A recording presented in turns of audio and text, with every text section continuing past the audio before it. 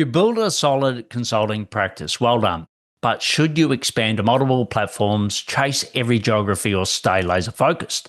Most consultants spread themselves too thin, become generalists. You built a solid consulting practice. Well done. But should you expand to multiple platforms, chase every geography, or stay laser focused? Most consultants spread thin, become generalists, and wonder why growth stalls.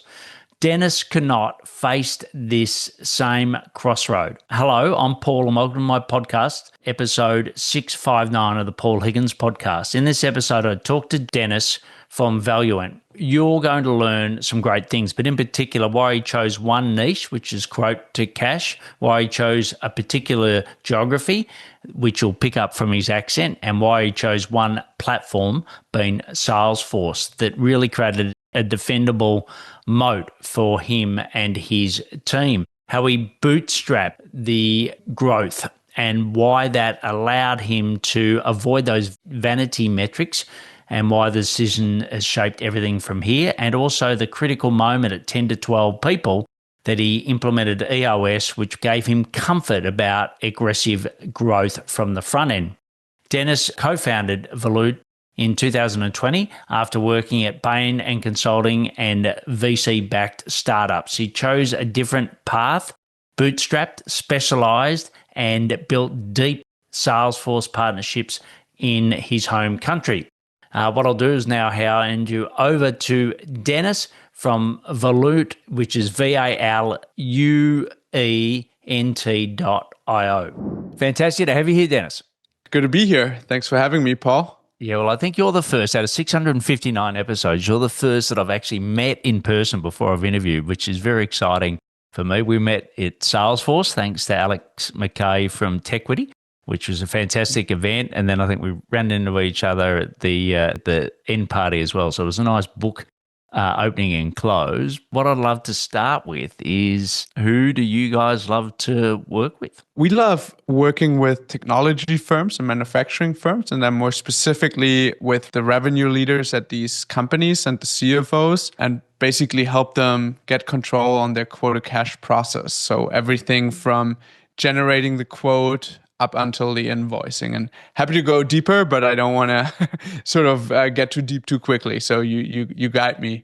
That's all right. And was there one in particular that you started with, or did you start with all of those? We started with technology software as a service firms specifically. And then as we grew the company, we won more customers also on the manufacturing side. And specifically, as you may know, Salesforce introduced a new product to cover the quote-to-cash journey about a year ago. They changed the name very often, but right now it's called Agentforce Revenue Management. And so that product is especially exciting because you can also, it basically serves a lot of manufacturing use cases as well. Whereas the previous product, which was called SteelBrick CPQ or Salesforce CPQ, it was more fitted towards the technology space. So I think we're like growing with the product, so to speak, in that case. Yeah, great. And of how many of your clients come from Salesforce versus coming from own generation? In terms of new leads, almost all our clients and then like new business is coming from Salesforce. So we have a little bit of referral business, but that's like pretty steady. And then most of new business, especially as we're growing into the, let's say, upper mid-market and enterprise segment, most of the business comes through our partnership where we work very closely with Salesforce, and they bring us in because they need someone that really knows the in and outs of how to basically guide a client on this quote-to-cash journey, because it is not the typical thing that a Salesforce partner would do, especially when you come to the billing piece. Being able to talk with the CFO or in the enterprise context, the finance team, guiding them around typical questions up until, revenue recognition. Those are like very specific things. And so they usually bring us into these types of situations to build trust with the client and then guide them. And part of that is the guidance. And then obviously we also do the implementation later on. Yeah, great. And when I was at Dreamforce, it was a lot of people talked about the fact that, Salesforce top line was decreasing and the partner growth was, tripling. So in other words, it was getting a lot more competitive. Are you finding that in the quote to cash space that you just mentioned, or is it less so because you are so specific? Yeah, so I think historically it's less so. That's probably going to change because partners probably want to get a piece of it. But since it's such a specific thing, where we've worked for years on it, and Ivan Todorov, who's leading our quota cash practice, he's been doing this for 12 years. It's something you cannot just break into it. It takes a really focused investment. I feel like it's a growing segment. It's very exciting to be in it. At the same time, I don't want to invite too much competition as. But like I'm not too worried, just because it's to be able to deliver high quality customer successful projects, not just the go live, but really make sure that it really has a good ROI for the customer. It takes experience. And that's why it's so exciting also for us to be in there, because it's a very different conversation to, doing what we used to do, which is more like a typical Sales Cloud implementation, which feels a lot more generic than what we're able to do here with our clients. Yeah, look, and I think, if I know you have, but if you're listening to Dennis and I and been listening for a while, I certainly say that, picking a niche or a niche is so critical in a sea of Salesforce partners. And if you're in other platforms, it's probably less competitive, but, particularly in Salesforce. And I think having the fact that you've got, predominantly manufacturing as you evolve, you're in the revenue management space. And the third uniqueness I think we should add here is your geographies. You already know in the intro where Dennis is from, but, you're what, 95% of your business comes from Germany? Yeah, exactly. I mean, based on my accent, people would probably also know by now. I'm based in Berlin, Germany, come from Hamburg. Yeah, like 95-ish% of our business is in Germany. We're German speaking. This is actually an important thing here. I love spending time in the US. I love speaking in English. I'm not proud of the fact that people here like to do stuff in German. However, it's actually a good thing for our business. I like to take advantage of that. And like you said, right, we have the technology and the manufacturing as verticals. Then we have this quota cash piece. And then geographically speaking, the reason we're in Germany, and I know you didn't ask that question, but maybe you would, is apart from us being German, speaking German, having one of our first customers here, since our main go-to-market channel is a partnership with Salesforce, where we work very closely with the Salesforce account executive is the name for their salespeople usually. They're very organized in the geography of Germany, right? So if we have a successful project here, an AE may start bragging. I mean, that's the best thing that can happen to us on the Salesforce side is an AE saying, hey, I just had this fantastic win with Valuent and the customer's super happy. I'm able to expand the account, or like they helped me. There was a customer, because often we also come in and the customer has tried to digitize the quota cash process unsuccessfully. Those are actually those are really good situations, because then they can really value what we bring to the table, because they can recognize, you're not telling me to just implement this, but you're questioning me around how to structure my product catalog. You're asking kinds of questions I wish someone would have asked me, right? Anyway, so when an AE starts bragging about that internally at Salesforce, that allows us to then build new relationships at Salesforce, via other AEs who may have a customer with similar problems, to grow the business, which is a win-win. That doesn't happen across borders. That stays very much in the German region. And so it's a self-reinforcing mechanism. And that's, I think, one of the main reasons we decided to really double down here, because I feel like every customer win is then a story that gets shared. Now, obviously, we can go into other countries, but I just feel like, getting to that critical mass of and density, and like being in front of these AEs again and again is a little bit easier if you don't do it in multiple geographies. On the other hand, obviously, there's more opportunities if you add markets, right? Given where we're at right now, I feel very comfortable about being focused here on the German market, catering to that Germanness, even though I'm not super proud of it. I think it's really important to set up that defendable moat, right? And that's what you guys have done, which makes sense. And around the AEs, like I know in some countries, particularly the US, there's a lot of churn of AEs. In Germany, have you found that that's the same, or were they more in the role longer? So what I've seen is there's a difference between the different segments that Salesforce has, and I think that corresponds to segmentation in most of the markets globally. So they have what they call the ESMB segment, which is catered to from a team in Ireland. Yes. There you have a lot of churn because that's mostly like the young folks, right? Very, very energetic, new. That's where we started because no one knew us. We didn't really know how the partnership game works. So we work with these, I call them the junge Wilden in German. That's a nice, lovely meant way to say they're young and wild, yeah, and inexperienced like we were. So that was a good fit a couple of years ago.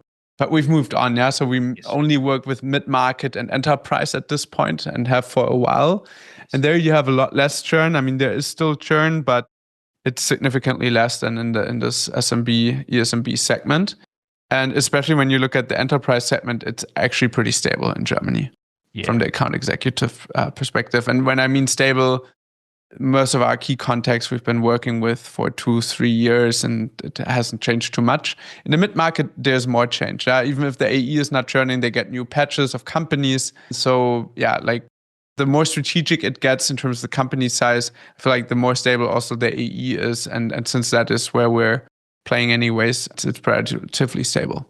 Yeah, great. Yeah, well, that's certainly also, I think, a unique advantage for you guys. And as far as the what you sell, obviously we're talking about revenue management, but is there any particular way that you package deals that, is it, the standard, paid discovery, implementation, support, or is there a way that you do it that you think is unique to other partners? I guess it's pretty plain vanilla in terms of if you look at the implementation projects, right? Depending a little bit on the size, I think what we do a little bit more than other partners is proof of concepts, especially when you get to bigger quota cash projects. These can sometimes, take 6, 9, sometimes even longer months. Instead of going for a 1.5-year project, we really try and look at, okay, is there a way to do a proof of concept, right? To get a little bit more clarity for the business as well and for the decision makers and like tangible, get their teams to work with the product. When it comes to bigger projects, what we like to do is work with a proof of concept relatively early on. And then after that, right, it's usually a longer design discovery phase, and then you get the normal project. So maybe that proof of concept and like being very hands-on there is something that's I guess what I tend to see others don't do so much. Right. And the POC, is that normally at full market rate or is it discounted rate? Like, how do you normally price? It's usually at a full rate. Yeah, I think in America, I think sometimes the POC is more lower rate, so therefore a lot of partners try to avoid them. Whereas if you're at full market rate, I think that makes more sense. Well, and it really depends on the project size. So I'm more talking really about higher mid 6-digit and bigger projects where this comes in. Yes. Obviously not for the POC, but further down the line. And then the other piece, so regardless of the implementation, the other piece is sort of the advisory and the transformation. So when you look at the quota cash process, both in terms of the CPQ piece, like the configuration, the pricing, the quoting, these projects really offer the opportunity, and in order to really take advantage of them, you usually really need to change your processes and look at, what do we do today versus what's sort of the best practice that comes with Salesforce, right? Yes. And where do we, customize? And we should be, selective about that. And it's actually often painful for us, and also for the customer in the beginning, because it's always easier for them to say, okay, let's, we've always done it like this. They need to internally also get people on board and do the change management, right? So I think that when you start, the easier thing to do is to say, oh yeah, we can do all that, blah, blah, blah, blah, blah. But further down the line, we want the customer to be successful and to be able to ideally maintain don't be like, they can involve us where needed. Yes. But we don't want to make ourselves indispensable. Yeah, I mean, we're happy and proud of working with many of our customers for many, many years, but we like to do that because they want that and not because they have to, because we've customized it so much. You know what I mean? And in order to really take advantage of what the technology brings to the table, often it makes a lot of sense to change your own, like to change the customer's processes and to change the way they structure their products, the way they structure the pricing, the way they go to the market. And that also is, especially given how dynamic, when you look at the technology space, right, how dynamic everything is now becoming with the AI players bringing consumption-based business models to the market, etc. You want to be able to quickly implement new ideas around your product, etc. And so the more you stick to sort of what comes out of the box, the faster and more agile you'll be able to act in the future. And that's what's really exciting to work with the clients. And like I said, it's sometimes painful for both sides, but it adds, I think, a lot of value and down the line saves them a lot of cost and time. And so that's something that we great and work on. And I know that, at 6:30 you went to spend some time in the US. You said, you got a lot of Silicon Valley. Obviously, your English is very good. Culturally, as a Salesforce partner, are there any differences between, working with German companies versus working with, say, US companies? 100%. I mean, like I said, 95%, right? So we do actually have some US business. Yes, there are differences. I think as a rule of thumb, Germany is unfortunately slower, more conservative. Maybe on the upside, they're not changing as quickly as I think in the US there's a, okay, this didn't work. Let's try this new partner. Let's try that one, right? So once you've got an established relationship, I think it tends to maybe be a little bit more sticky, but my data points are limited in the US. So that may be wrong. It's maybe more of what I've heard. So, but like more conservative, they ask questions around, well, actually the data protection thing has gotten better, especially since most of our clients, they already have Salesforce, right? So we come really in to either help them improve their existing quota cache or actually, most of the clients have Excel spreadsheets or like other different solutions, and we bring it onto the Salesforce platform. So they're not as data, they already had that data protection stuff done and decided to go with Salesforce. So unfortunately, that's less the case these days. Does that answer the question? Yeah, it does. And I think it sort of echoes, I've been to Germany once, spent a lot more time in the US, but it sort of echoes some of, and if I look at, SAP, for example, when we used to implement SAP in corporate, it was, someone once said to me from Germany, he said, look, you guys can talk all you want, but we only want one way of doing things. It was like, okay. So, a lot of the change management was us sorting ourselves out versus the system. Now, that's a data point of 12 years ago, but I'm assuming it's maybe still relevant today. Yeah, I mean, fortunately, number one, I'm happy to be in Germany. It's great, right? But like in terms of the business dynamics and dynamism, we're fortunate to work with companies that are very dynamic. Yeah, but there's also a lot of companies out there in Germany that are pretty big, but that are very slow. There's a lot of, I don't know what they're doing, but they're certainly not working on growing and making the business better. Fortunately, we're in a situation where we can be selective about who we work with. Yes. And so we really try and make sure that on the other side, there's people who have the ability to get stuff done, get it like a certain dynamism into the business. Yes. But I don't see that across the board in Germany. I wish it was more the case. And is there more family owned than public companies that you work with as well? There are a lot of family-owned businesses, but some of them, they're actually can be very effective, but they sit somewhere, like I'm more of a city person. Like we haven't tapped into that as much as I would like to. Yes. And I think part of it may be that, I'm 35 and I don't I think sometimes maybe they prefer to work with someone a little bit older, but maybe that's probably not true. That's a limiting self-belief. We tend to have a little bit more like public or private equity backed companies. We don't really have so much family business yet. Yeah. And if someone's listening that knows why and is like, oh, of course, because blah, blah, blah, like, let me know. Happy to learn.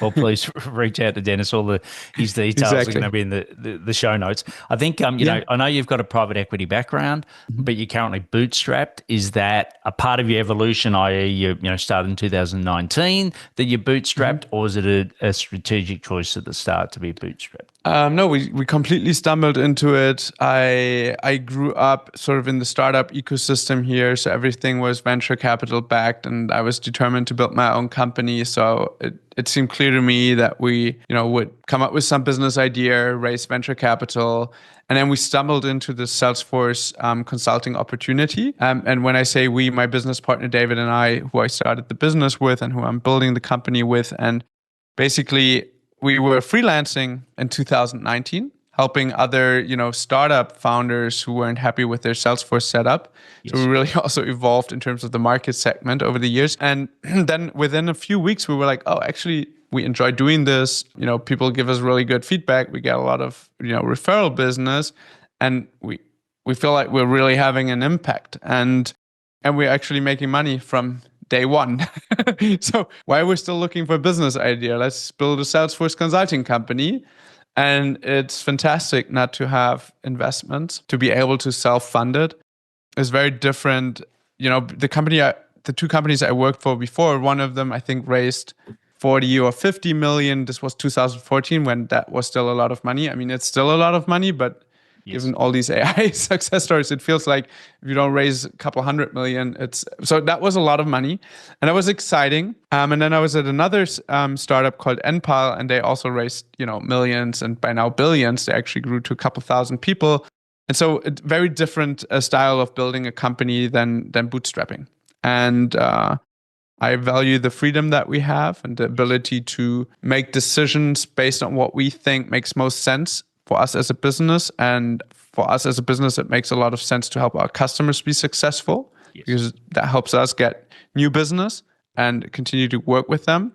Being able to prioritize that. I think sometimes when you have investors, you raise a lot of money, there are other things that you need to work for, certain metrics, etc. On the other hand, it's a little bit slower, maybe even a lot slower. Yes. And so right now we feel very comfortable though. Right. And owning and having the control and being able to grow on that. And I know that with the changes, as you said before, from Revenue Cloud to revenue management, a lot of partners left Salesforce and went to other platforms. Have you guys thought about adding platforms, or are you still going to stay 100% Salesforce at this stage? At this stage, we're definitely staying 100% Salesforce, especially since the whole quota cash topic. I just feel like there's good cases to be made for both things, but I feel like being very laser focused on this quota cash piece, both from a business process and then as well as from a technology standpoint, is something, we're the only player in Germany that has that experience and that track record. And so there's obviously a few international companies that, have a similar track record, but here in Germany, as I said, fortunately or unfortunately, but in our case, fortunately, the German stuff is actually quite important. So I think it makes a lot of sense to stay focused on that for us now. Yeah, today. And look, I often talk to my clients about the word strategy is about making decisions, right? It's making about choices, and it's really about saying no. So I think, you guys have done well in your growth since 2019 because you've said no to what a lot of people do, which is, multiple markets, multiple clouds, multiple geographies, etc. So I think, that's from me looking from the outside. Does it feel the same way looking from the inside? So geography-wise, yes, totally focused Germany, a little bit of Austria and Switzerland, but that's pretty close, and German-speaking mostly. However, it wasn't totally clear when this quota cash piece came in, right? Like that was not there 6 years ago. Basically, we did try a few other angles. We tried education cloud was one of we had a few vertical bets, and the one where really the momentum kicked in and that we could feel 2 years ago. And that's when we cut off some of these other activities that we're doing. So it wasn't now it maybe sounds like, oh, that was all clear, but it wasn't, right?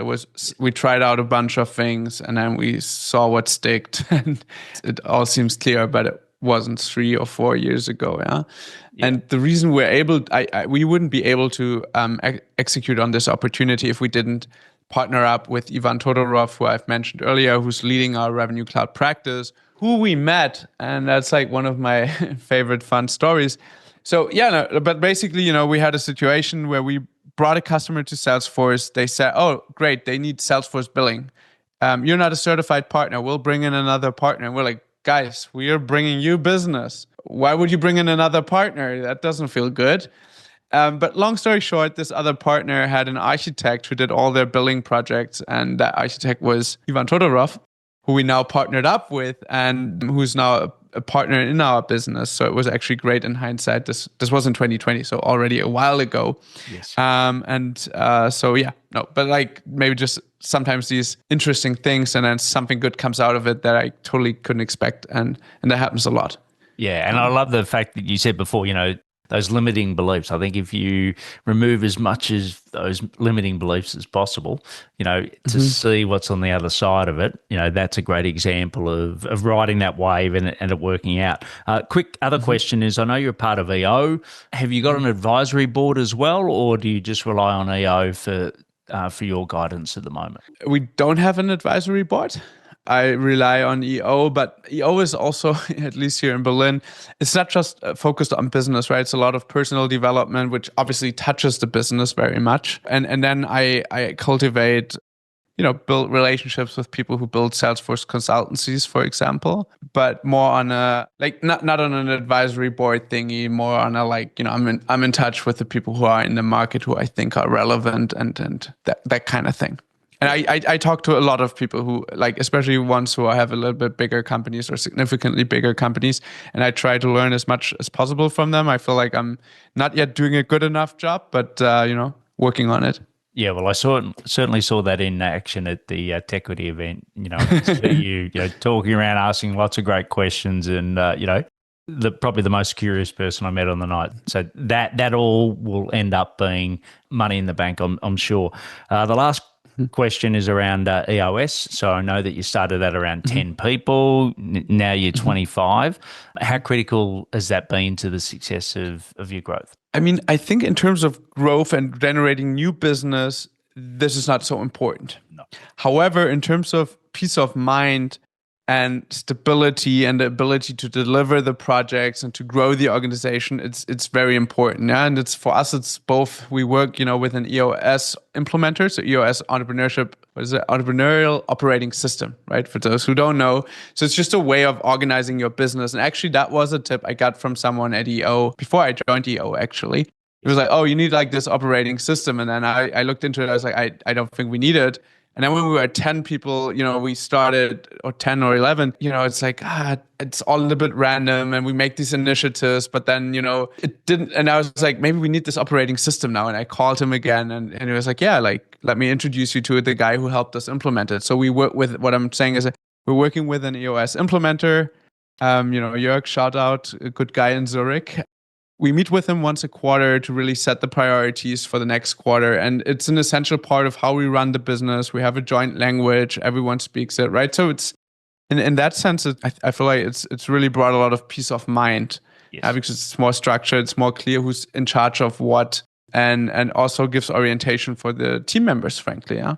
Yeah. Well, so, there is it's something I definitely recommend. Yes. I wouldn't start with it at 5 people or something, but I think you also notice, at least for us, yeah, we very quickly we need more structure and you can win, but if you don't have it, you'll just struggle. It'll be so much harder, right? It's like you get it, it's good enough, great, continue. That's at least my attitude. I don't know what your experience is. Yeah, no, look, someone once described it as moving the rocks in the stream, right? Like the less rocks in the stream, the faster the stream goes. So that's certainly what you can be more aggressive on the front end of the business, knowing that the back end's more solid. So that makes sense. Yeah. All right. Well, what we're going to do is pause for a moment, thank our sponsors, and then we're going to come back to the rapid fire. Quick break. If you're getting value from these stories, join my newsletter. Every week I share what's working with tech consultants escaping the project grind. Who to target, what business models work best, real client transformations. No fluff, just the pattern I've seen work over 200 times. Join at paulhigginsmentoring.com newsletter. Now back to the podcast. All right, Dennis, ready for the rapid fire. So 1 sentence answers to these 4 questions. All right. So the first one is AI. We've talked a little bit about AI agent for the name, but what's really impressing you at the moment? And probably out of Dreamforce, was there anything that really impressed you out of Dreamforce that you guys are working on at the moment from an AI perspective? You told me one sentence answer and you asked me 2.5 questions. Sorry. Okay. Actually, what impresses me most about AI is just really people building software with it, like being able to turn out these quick artifacts with Lovable and that kind of stuff. That's very impressive. And check. That was impressing me the most. And for Dreamforce, I let that to other people. I'm very excited about what's happening in the quota cache stuff space. Yeah, great. Well, I know the next one was around leads. We've already answered that with Salesforce and also some referrals. So go to the third one, which is learning. And I know we've covered a little bit about EOS, Salesforce partners, which is really smart. But is there anywhere else you go to learn that we haven't discussed? Many places. Like, to give you an example, I'm going to a hackathon on Saturday. I don't think this will benefit my business in terms of new business at all. But I want to know what's happening at the edge of AI. And so I decided, I'm going to go to a hackathon. I hope there's a lot of 20-year-olds who are native to AI, and I'll look over their shoulder. I'll hopefully build something myself, like something where I can get my hands dirty. And in this case, I'm going to a hackathon. But it's just one example. And the way I learn, like, I appreciate your observation, is just I try and meet people and I ask a lot of questions. Yeah. And that's also how someone in Silicon Valley suggests, oh, you want to build something with AI? Should go to a hackathon. And it's not always it doesn't always get the same rewards, but it's like something where I just follow my curiosity. Yeah, great. Well, as you said, you've been in business for 6 years now with David. What do you know now that you wish you had have known earlier? Okay. So one thing that I really underestimated is being able to stand for one topic that goes beyond Sales Cloud. In our case, it's really the quota cache topic, right? Yes. And focusing on that and communicating that in a way that helps people understand. In our case, I'll use that as an example. Oh, guys really know quota cache, right? And what does that actually mean? Oh, they can talk to the CFO. I can bring them in and they can speak to the CFO and build confidence in the CFO that the product can deliver on this. And being able to package that in a way that the account executive at Salesforce actually knows what to do with that, and paying attention to that, and not being like, oh, I'm the cool Dennis, blah blah blah, but like being more intentional about how we're perceived. I think I would have loved to know that a little bit earlier. That's just one example. There's many more, but maybe that's one to start with. Look, I think it's a great example, and to me, I drive a German car. I think you guys are brilliant at the cars you make, but you don't go to a site where they've got multiple cars, right? You go to a BMW site, you go to a Mercedes site. I think, when you become deep in a particular expertise, people seek that out. And I think that's what you guys have done really well. So it's been fantastic having you on after meeting you in person, now having you on the podcast. You can go to Valuent.io. So it's Valuent. I'll get that right. UENT. And also we'll have the LinkedIn profile as I said. But Dennis, well done for being curious. Well done for what you and David have built, and also appreciate you coming on today. Thank you very much, Paul. And cheers to 659 episodes. That's very impressive. We're on episode 66. So I was like, wow, 600 episodes. That's very impressive, Paul. Thank you so much. Strategy is about saying no. What a great interview with Dennis, and he certainly showed that. Dennis and David built a 25-person firm by refusing multiple platforms, geography expansion, or other platform or extensions within the Salesforce ecosystem. They went deep on quote to cache in Germany, and they built a defendable position that Salesforce AEs actually refer to. Reach out to Dennis to find more. His LinkedIn is going to be in the show notes, why he chose this path. And also you can find more about Valuent at VALUENTIO, which I spelled incorrectly in the podcast itself. But it's all the links will be in the show notes. You can watch other episodes of my show, and you can watch Dennis and I live on YouTube. I'll see you next time on the Paul Higgins podcast. What's your key takeaway from today? I'd love to hear.